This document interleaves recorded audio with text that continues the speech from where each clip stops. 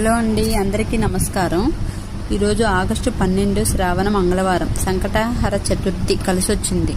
ఇలాంటి రోజు మళ్ళీ రాదు.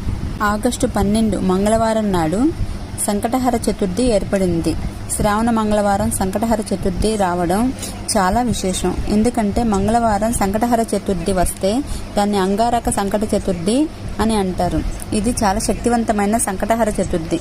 కాబట్టి ఈ రోజున గణపతిని పూజిస్తే అప్పుల సమస్యలు, ఆర్థిక సమస్యలు, కుటుంబ సమస్యలు అన్నీ తొలగిపోయి కోరిన కోరికలన్నీ క్షణాల నెరవేరుతాయి. ఆగస్టు 12న సంకటహర చతుర్థి రోజున వినాయకుడిని పూజిస్తారన్నమాట.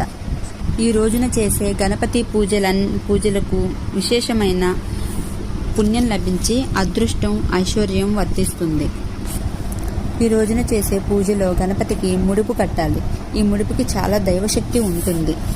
అందుకేనండి, కాబట్టి ఇంత గొప్ప అవకాశాన్ని ఎవరు మిస్ కాకండి, వదులుకోకండి.